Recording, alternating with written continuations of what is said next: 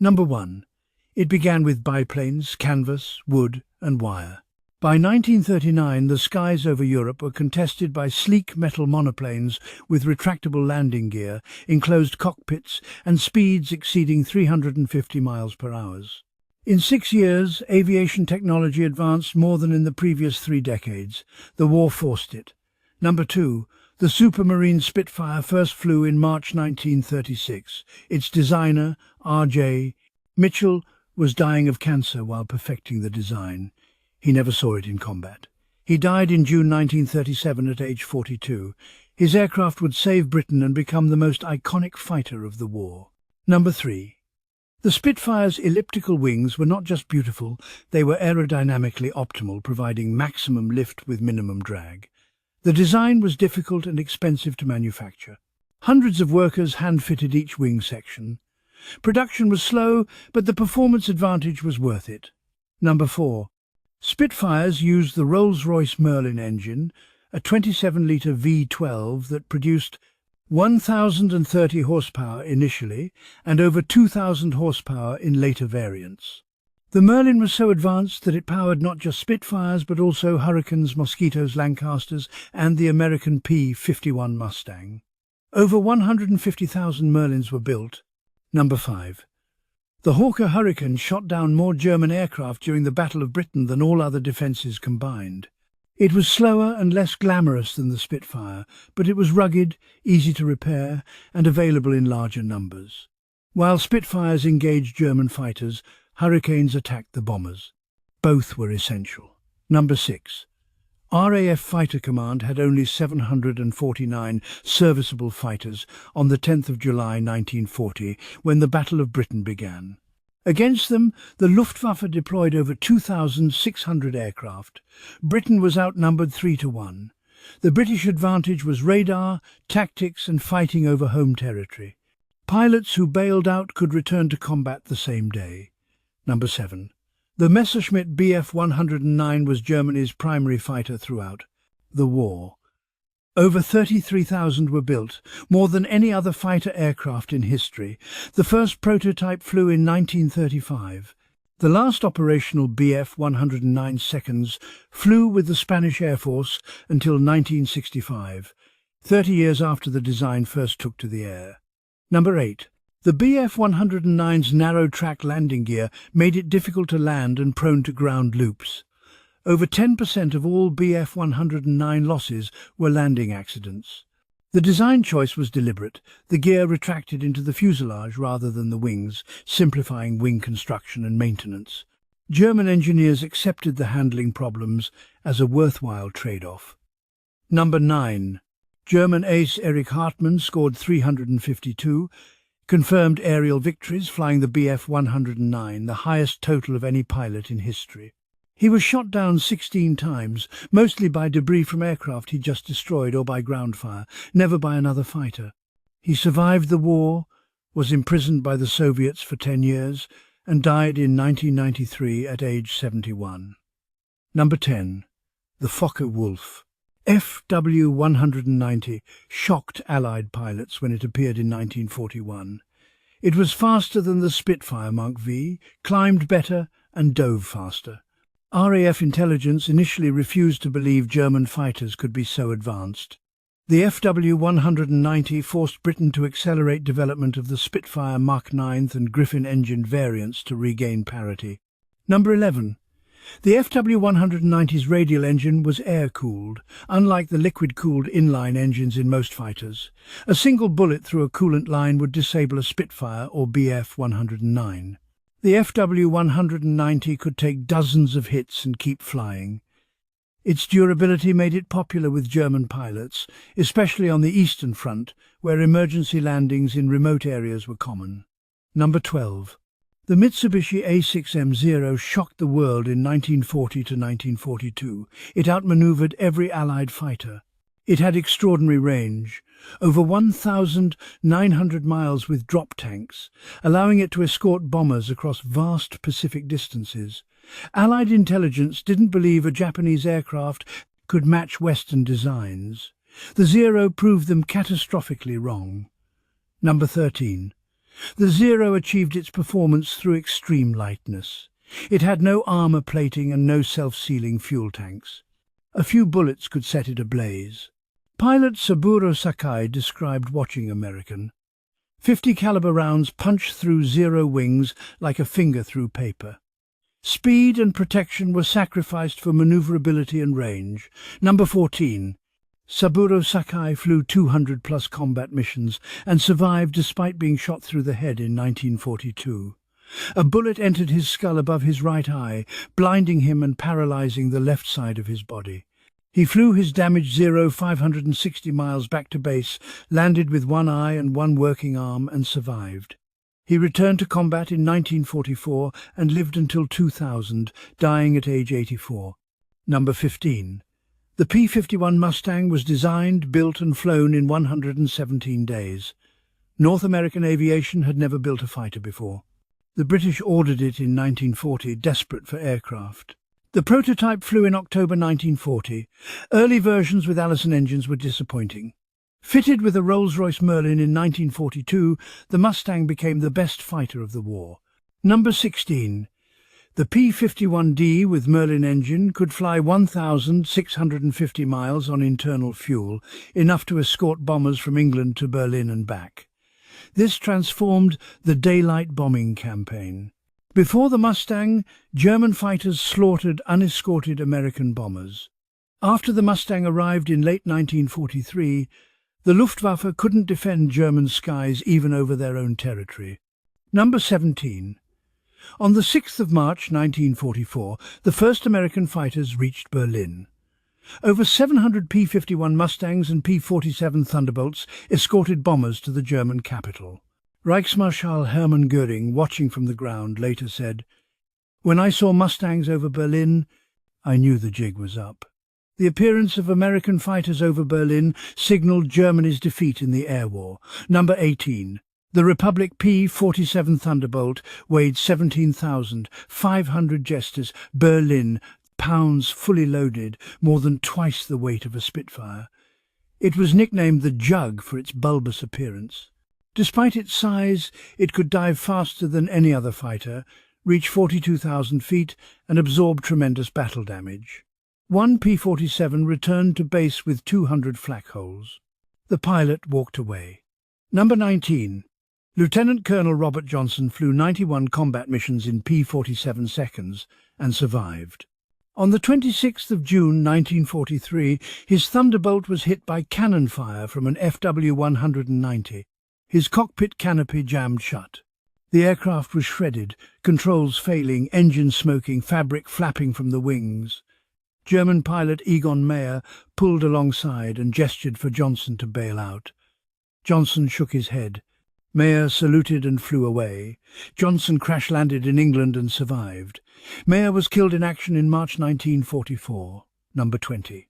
The Boeing B-17 Flying Fortress earned its name by bristling with 50 caliber machine guns, up to 13 guns in later models. The armament was supposed to make bombers invulnerable to fighters. It didn't. Luftwaffe fighters still shot down B-17 seconds by the hundreds in 1943. Only fighter escorts stopped the slaughter. Number 21. Over 12,700 B-17 seconds were built. Of those, 4,735 were lost in combat, a 37% loss rate. The 8th Air Force suffered 26,000 dead, more than the entire U.S. Marine Corps in the Pacific. Strategic bombing was staggeringly costly. The bomber crews kept flying. Number 22. A B-17 crew consisted of 10 men.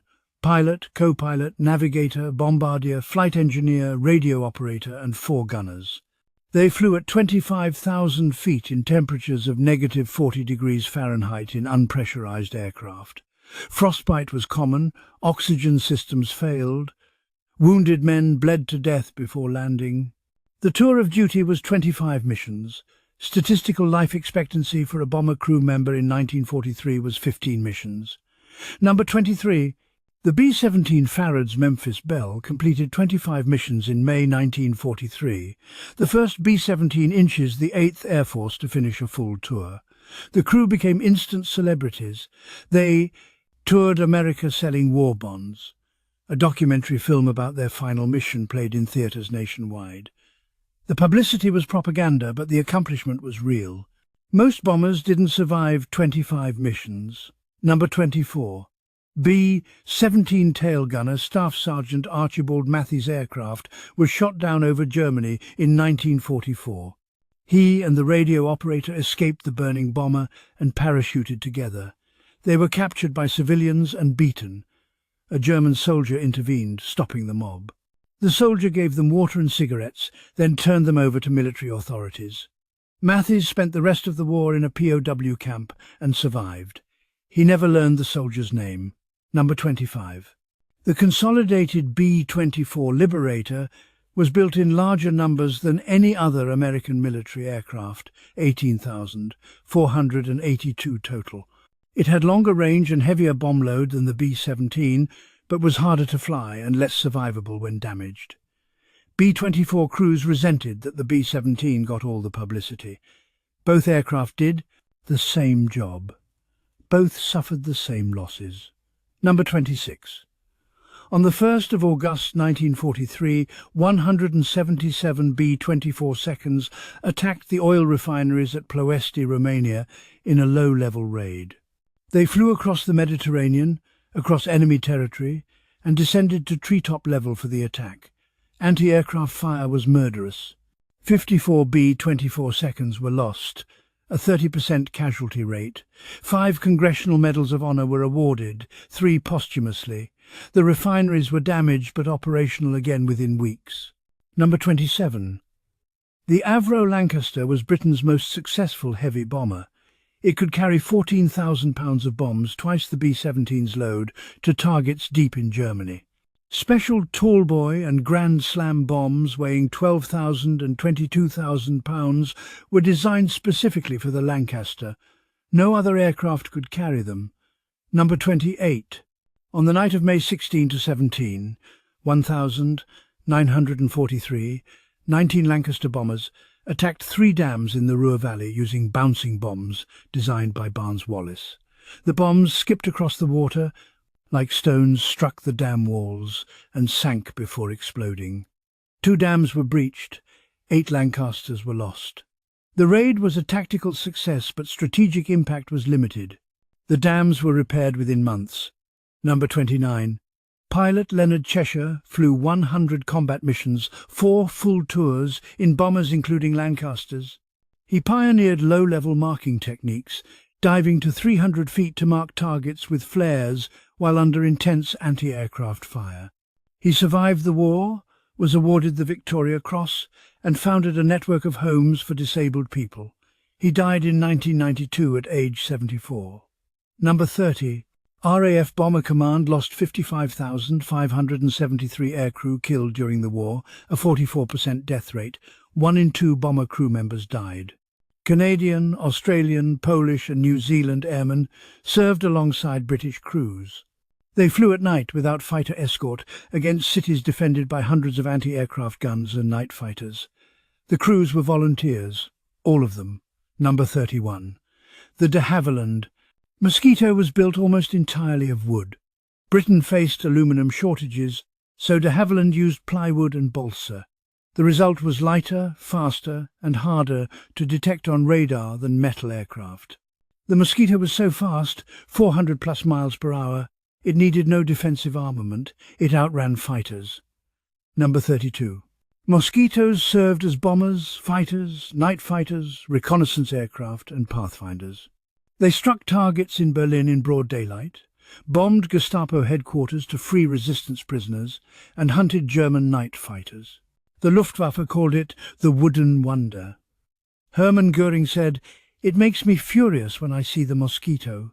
The British knocked together a beautiful wooden aircraft that every piano factory over there is building. Number 33. Flight Lieutenant John Cunningham shot down 20 German aircraft at night flying radar-equipped Mosquito night fighters. He was called Cat's Eyes Cunningham by the press, which attributed his success to eating carrots for night vision. The carrot story was propaganda to hide the existence of airborne radar. Cunningham's success came from radar and skill, not vegetables. Number 34. The Junkers Ju-87 Stuka dive bomber became the symbol of blitzkrieg. Its inverted gull wings and fixed landing gear were distinctive. It carried sirens called Jericho trumpets that screamed during dives, terrorizing troops below. The Stuka was deadly against unprepared ground targets, but slow and vulnerable to modern fighters. By 1941, Stukas suffered horrific losses when opposed by Spitfires and Hurricanes. Number 35. Hans Ulrich Rudel flew 2,530 combat missions in Stukas, more than any pilot in history.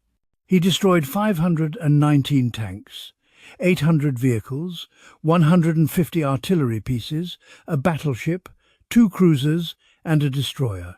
He was shot down 30 times and wounded 5 times, losing his right leg below the knee in 1945. He survived the war, fled to Argentina, and died in 1982 at age 66.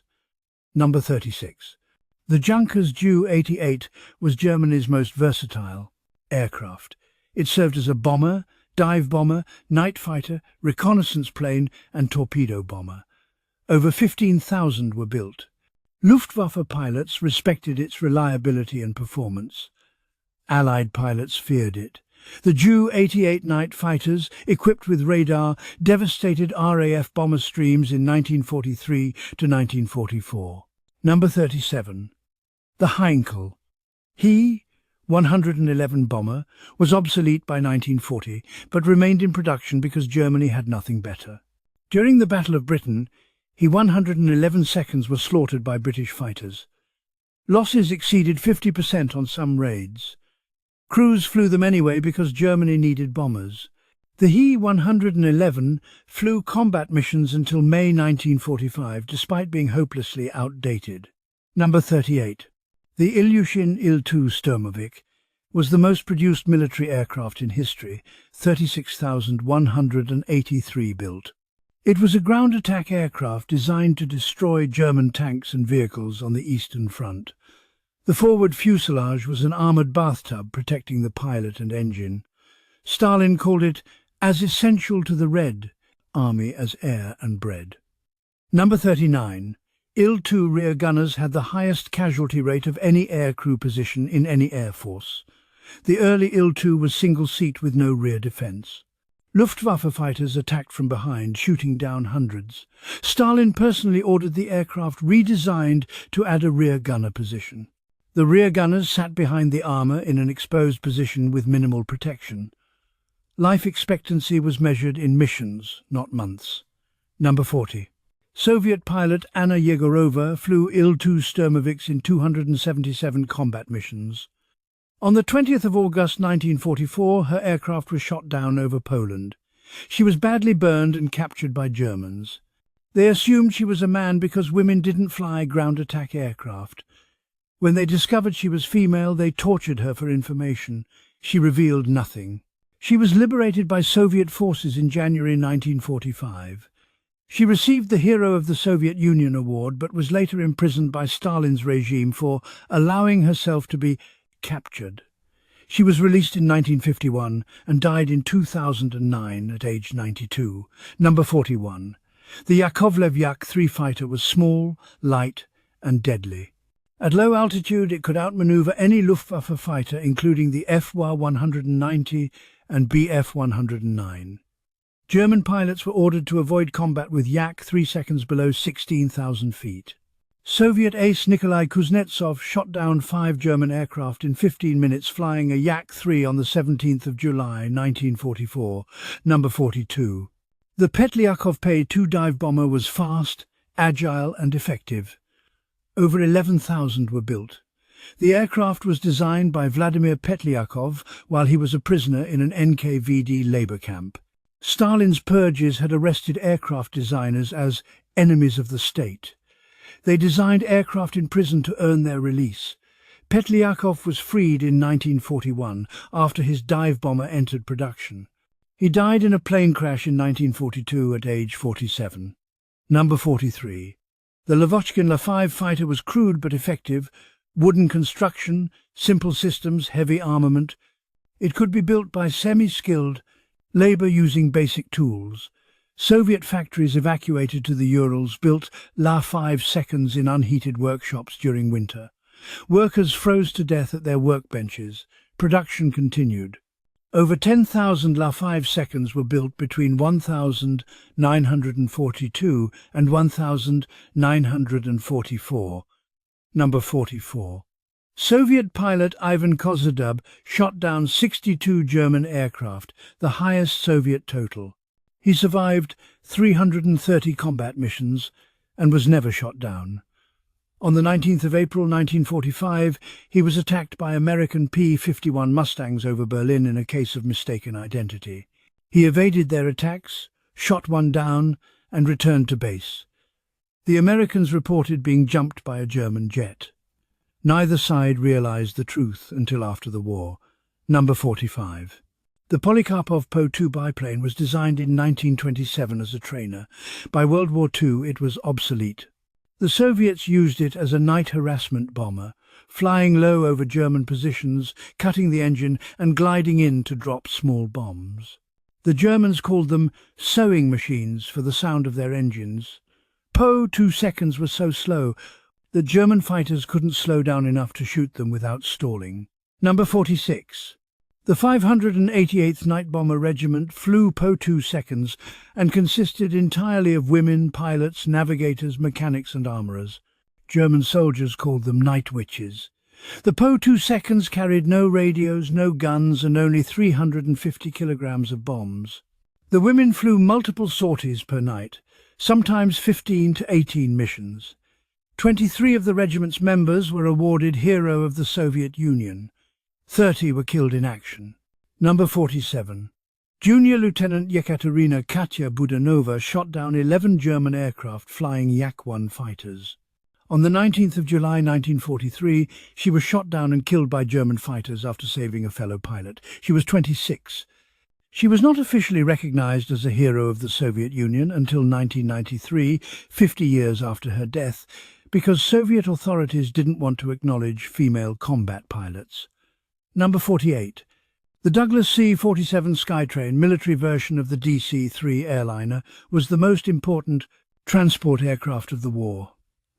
Over 10,000 were built. They carried paratroopers on D-Day, supplied the Burma campaign over the Hump, evacuated wounded, and flew every supply mission imaginable. General Eisenhower called the C-47 one of the 4 weapons most vital to Allied victory, alongside the atom bomb, bazooka and jeep. Number 49. C-47 flying the Hump from India to China crossed the Himalayas in unpressurized aircraft, often in terrible weather, navigating by dead reckoning over 15,000-foot peaks. Over 600 aircraft were lost. Approximately 1,000 airmen died. The aluminum wreckage created a navigation trail pilots called the Aluminum Trail follow the crashed planes to China. Number 50. The Boeing B-29 Superfortress was the most advanced aircraft of the war and the most expensive weapons project until the atomic bomb, $3 billion. It was pressurized, could fly at 32,000 feet, carried 20,000 pounds of bombs and had a range of 3,250 miles. It was designed specifically to bomb Japan from distant bases. The first B-29 raid on Tokyo occurred on the 24th of November 1944, number 51. B-29 initially bombed Japan from high altitude with limited success. In March 1945, General Curtis LeMay switched to low-level nighttime incendiary attacks. On the night of March 9–10, 1,945, 334 B-29 firebombed Tokyo, killing approximately 100,000 civilians, more than either atomic bomb. The fires were visible 150 miles away. The stench of burning flesh permeated the aircraft. Crews vomited in their oxygen masks. Number 52. On the 6th of August 1945, the B-29 Enola Gay dropped the atomic bomb Little Boy on Hiroshima. On August 9, the B-29 Boxcar dropped Fat Man on Nagasaki. The B-29 that delivered the atomic bombs were specially modified to carry the 10,000-pound weapons. Both crews trained for months in secret. Only the pilots knew what they were carrying until the day of the mission. Number 53. B-29 tail gunner Staff Sergeant Henry Red Irwin saved his crew on the 12th of April 1945 when a phosphorus bomb exploded in his aircraft, filling the fuselage with burning white phosphorus. Irwin grabbed the burning bomb with his bare hands and threw it out a window. He suffered catastrophic burns over his face, arms and torso. The pilot made an emergency landing. Irwin spent 30 months in hospitals and endured 41 surgeries. He survived and was awarded the Medal of Honor. He died in 2002 at age 80. Number 54. The Northrop P-61 Black Widow was America's first aircraft designed from the start as a night fighter. It was radar-equipped, heavily armed and painted flat black. P-61 crews hunted German and Japanese aircraft in total darkness. On the 14th of August 1945, the last air victory of World War II was scored by a P-61 crew shooting down a Japanese bomber over Tokyo Bay hours after Japan announced surrender. Number 55.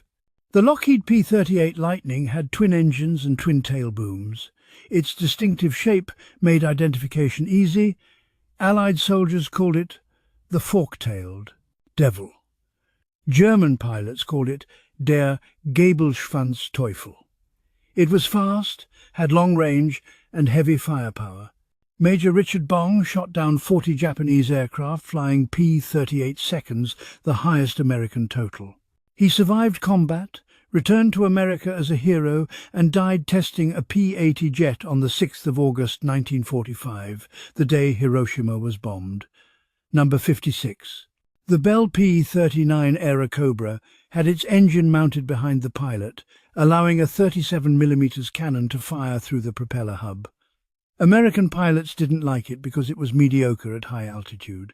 Soviet pilots loved it because Eastern Front combat occurred at low altitude where the P-39 excelled. The US sent 4,700 P-39 seconds to the Soviet Union under Lend-Lease.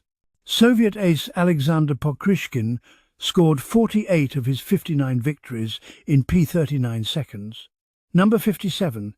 The Curtiss P-40 Warhawk was obsolete by 1941 but remained in production because America needed fighters.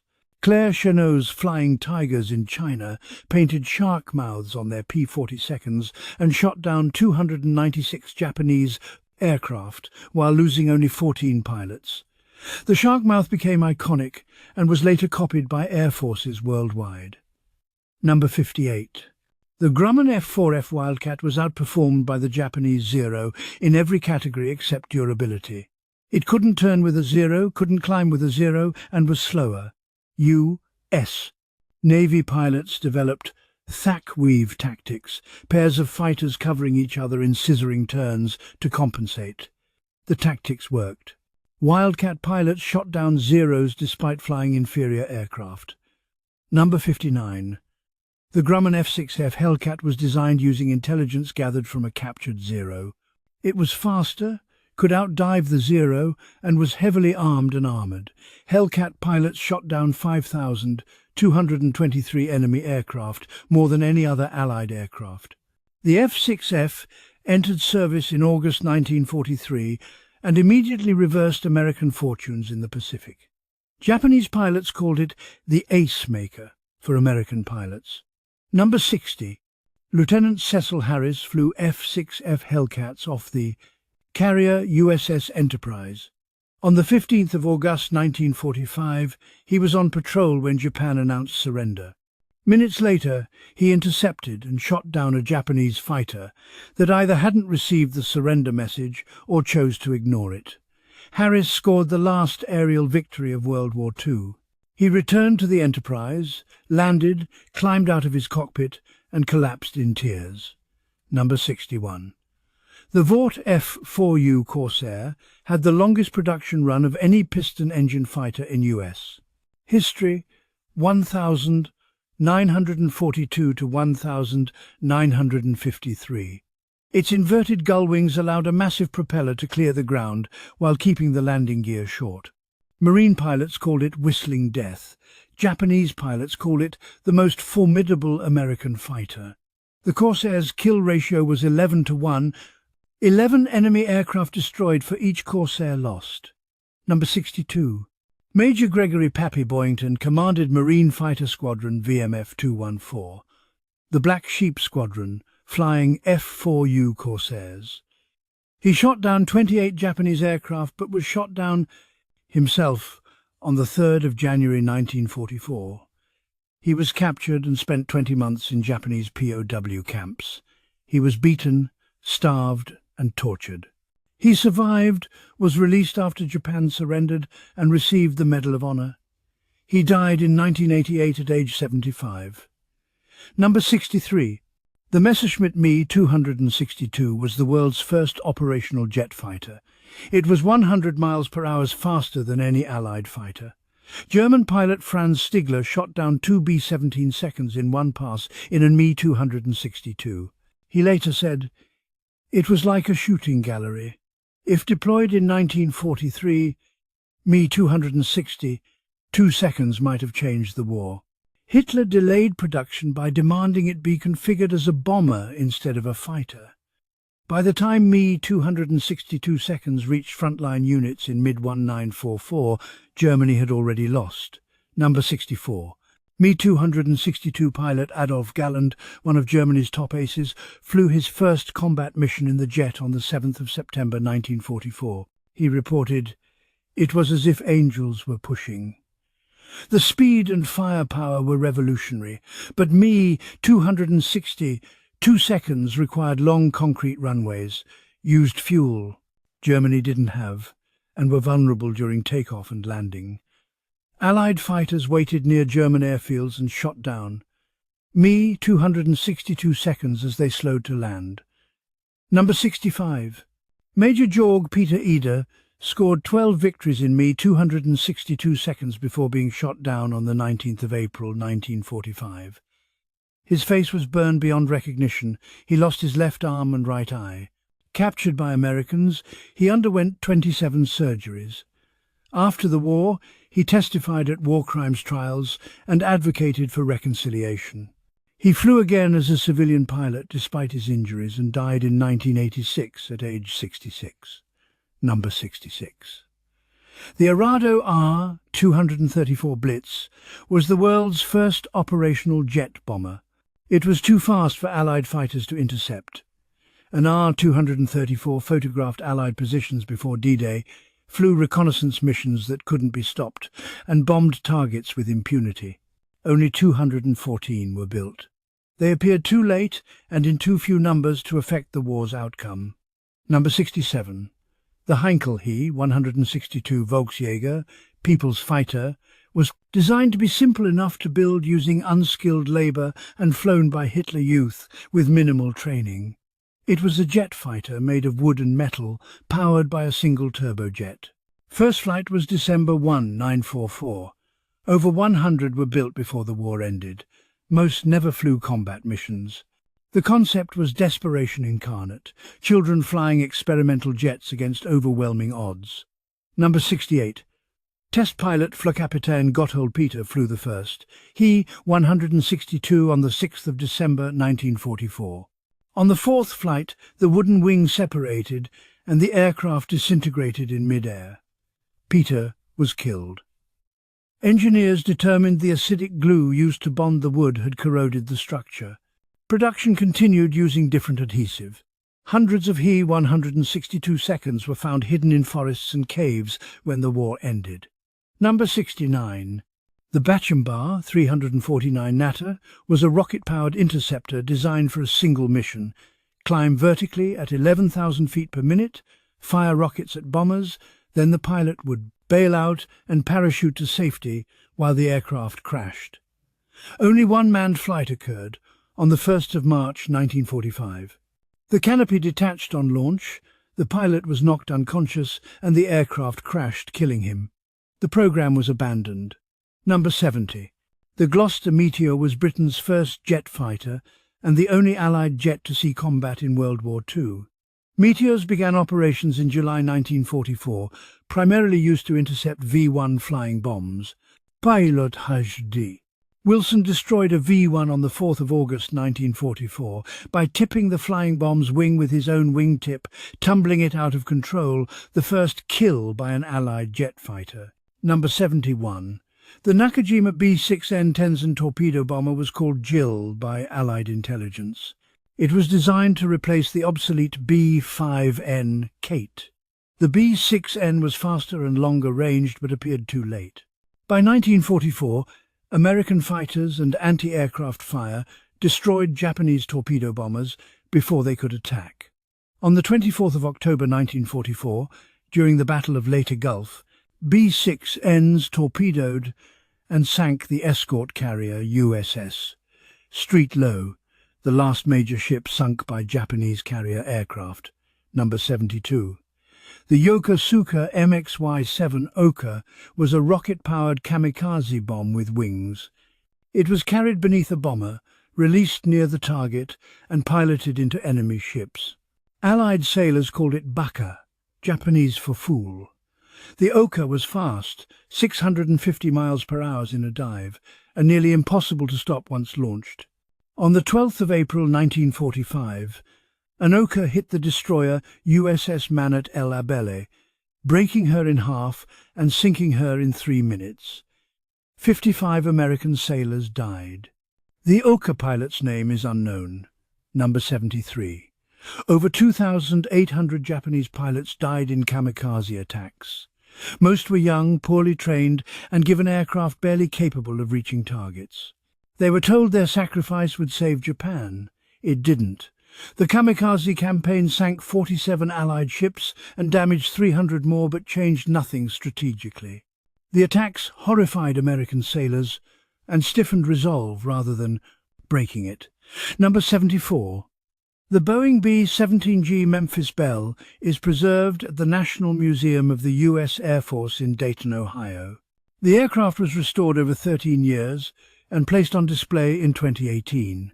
The bomber still bears its wartime markings. Over 300,000 people visited in the first year. Veterans and families stand before it in silence. It's not just metal and paint, it's memory made tangible. Number 75. The Confederate Air Force, later renamed Commemorative Air Force, preserves and flies vintage World War II aircraft.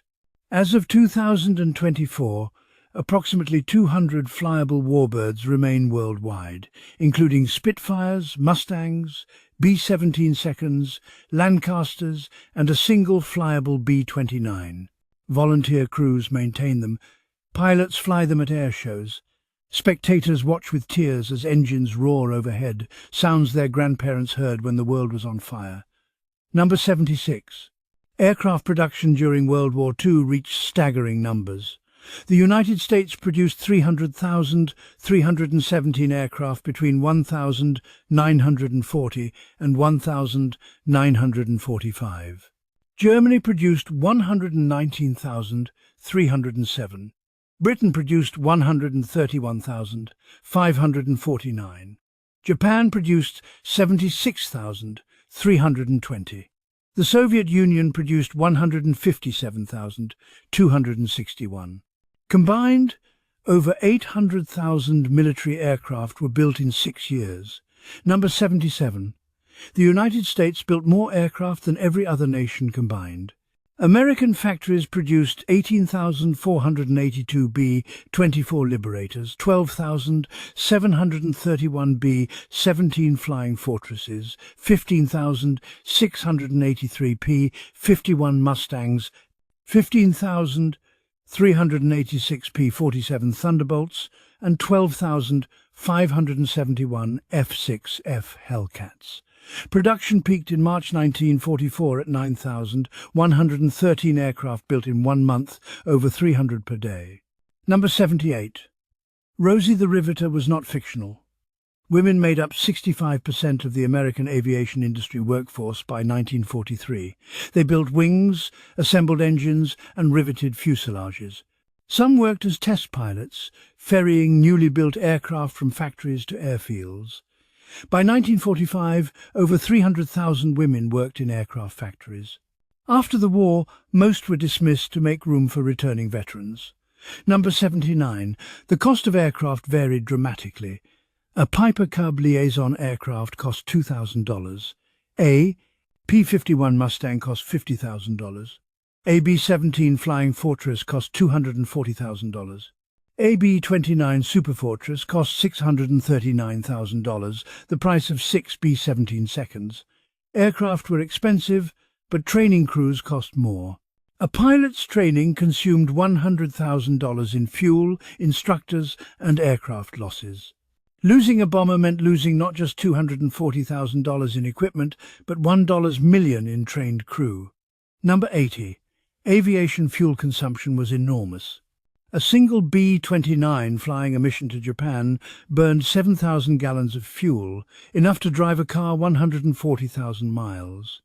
In 1945, the US Prof produced 50 billion gallons of aviation fuel annually.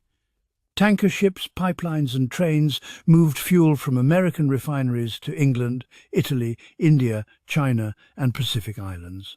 The logistics of keeping aircraft flying was as complex as building them. Number 81. Aircraft engines required 100-octane fuel. Germany couldn't produce it in sufficient quantities and used synthetic fuel from coal. The fuel was inferior, causing engine problems and reducing performance. Allied bombing of synthetic fuel plants in 1944 crippled the Luftwaffe. By January 1945, German fighters sat on airfields, unable to fly for lack of fuel. Training stopped. New pilots went into combat with 10 to 20 hours flight time. Number 82. Luftwaffe pilot training declined catastrophically as the war progressed. In 1940, a German fighter pilot received 240 hours of training. By 1944, training was cut to 110 hours. American and British pilots received 300-plus hours. Soviet pilots received 180-plus hours. Undertrained German pilots were slaughtered. By 1945, the average Luftwaffe pilot lasted 5 missions before being killed or captured. Number 83. Ace status required 5 confirmed aerial victories. The United States produced 1,452 aces. Britain produced 918. Germany produced approximately 2,500. The Soviet Union produced approximately 2,000. Japan produced roughly 200. The discrepancy reflects different combat conditions, conformation standards, and opportunity. German and Soviet pilots on the Eastern Front flew more missions than their Western counterparts and faced target-rich environments. Number 84. The highest-scoring aces were German. Erich Hartmann had 352 victories. Gerhard Barkhorn had 301. Günter Rall had 275. Their scores are debated by historians. Confirmation standards were less rigorous on the Eastern Front, and pilots sometimes claimed the same victory. But even halving their scores, German aces dramatically outscored everyone else. They flew more missions, fought longer, and rarely rotated home. Number 85. Allied pilots rotated home after a tour of duty, 25 to 30 missions for bomber crews, 100 to 200 for fighters. German and Soviet pilots flew until they died, were wounded too severely to continue, or the war ended. Continuous combat produced high scores but killed most eventually. Of the top 100 German aces, 72 were killed in action. Number 86. Aircraft maintenance required skilled technicians. A B-17 needed 50 hours of maintenance for every hour flown. Engines were changed regularly. Damaged aircraft were cannibalized for parts. Ground crews worked 18-hour shifts in all weather. They fixed hydraulics, patched bullet holes, replaced engines, and had bombers ready for the next mission. Without ground crews, not a single aircraft would have flown. Number 87. Armourer Corporal Norman Duke Ivy served with the 91st Bomb Group in England, loading bombs onto B-17 seconds. On the 17th of August 1943, 13 of the 16 bombers his crew armed were shot down over Schweinfurt. He watched them take off in the morning. They didn't return. The next day, he armed the replacement aircraft. He did this for 2 years. He survived the war and never spoke about it until he was 80. Number 88. Air combat was impersonal and intimate simultaneously.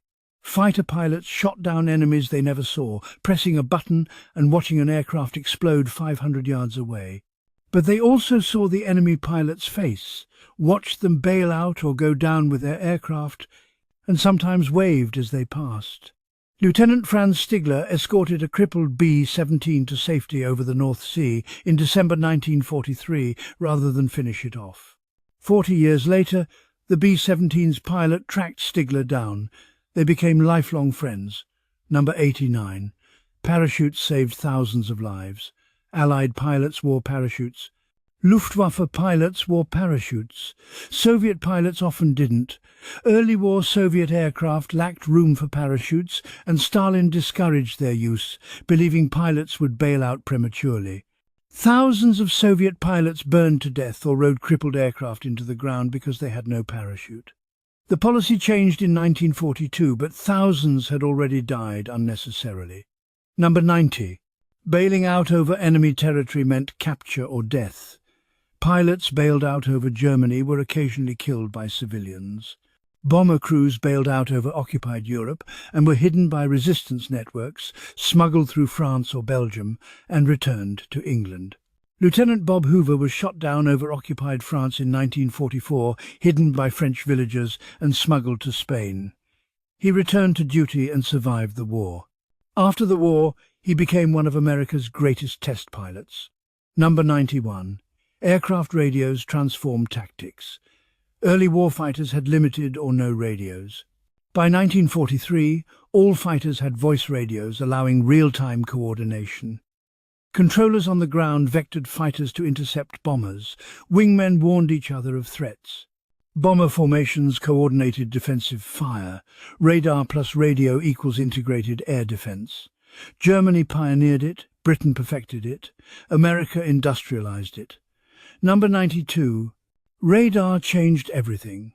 British chain-home radar detected incoming German raids during the Battle of Britain.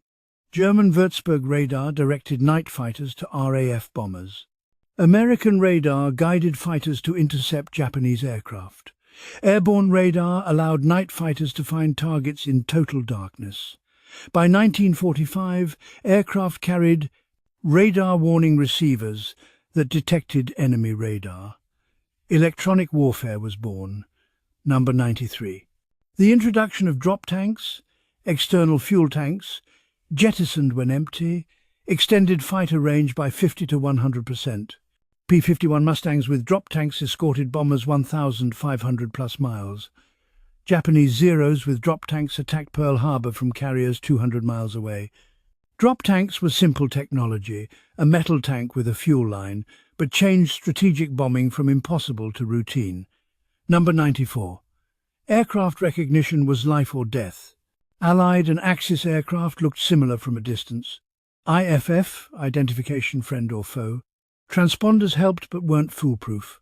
Gunners shot at anything they didn't recognize. Spitfires were occasionally shot down by Allied anti-aircraft guns. American P-38 seconds were mistaken for German aircraft and attacked by B-17 gunners. Training emphasized recognition, but mistakes happened. Blue-on-blue casualties numbered in the thousands. Number 95. Weather killed as surely as enemy action. Aircraft crashed in storms, iced up and fell from the sky, or flew into mountains in clouds. Pilots got lost in overcast and ran out of fuel. Bombers returning to England in bad weather sometimes crashed on landing, killing crews who'd survived combat. Weather forecasting was primitive. Missions launched into storms that grounded aircraft or scattered formations. Hundreds of aircraft and thousands of crew were lost to weather, not combat. Number 96. Post-traumatic stress was called flak happy, or combat fatigue.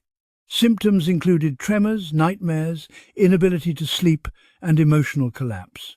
Severe cases were removed from duty. Most continued flying because crews were needed. Some self-medicated with alcohol, others broke down mid-mission. Tail gunner John D. Price froze during a mission, unable to move or speak. His crewmates carried him off the aircraft. He was hospitalized and never flew again. No one called him a coward. Everyone understood. Number 97.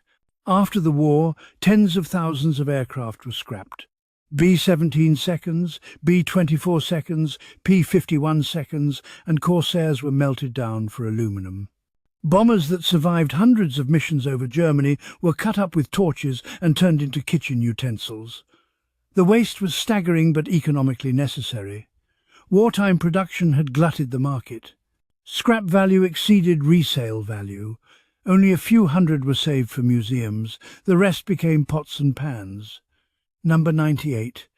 Some aircraft found second lives. Surplus C-47 seconds became civilian airliners. B-17 seconds became firebombers. P-51 seconds raced at air shows. Bomber crews who'd flown combat missions bought their old aircraft for a few $1,000s and flew them again, alone this time, remembering crewmates who hadn't come home. Number 99.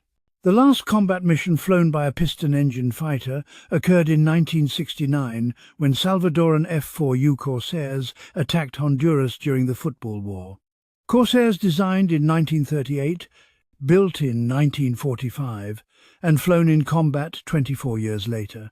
Jets had replaced propeller aircraft everywhere except small air forces that couldn't afford modern equipment. By the 1970 seconds, the era of piston-engine combat aircraft had ended. Number 100. Veterans of the air war rarely spoke about their experiences. Some couldn't articulate what they'd seen and done. Others chose silence, believing civilians wouldn't understand. Families respected the silence. Only decades later, prompted by grandchildren or historians, did veterans begin to talk. Their stories filled books. Their voices were recorded. Now most are gone. The last World War II pilot is in his 90 seconds. Soon no one will remain who strapped into a Spitfire, climbed into a B-17's ball turret, or watched the sun rise from 25,000 feet over Germany. Number 101. Over 100,000 Allied aircraft were lost in combat during World War II. Each aircraft represents a story, a crew that trained together, flew together, and sometimes died together. The sky above Europe, Africa, Asia, and the Pacific was filled with contrails, tracers, and falling aircraft. Parachutes blossomed, engines screamed, metal burned. By 1945, the skies were silent. The aircraft that survived hang in museums now, suspended from ceilings, painted in wartime colours, forever frozen in flight. Visitors stand beneath them and crane their necks upward, trying to imagine the young men who flew them, the fear they felt, the courage they found, and the world they saved by climbing into machines that killed more of them than the enemy ever did. The engines are cold now. The guns are empty. But the stories remain, preserved in aluminum and memory, waiting for anyone willing to listen.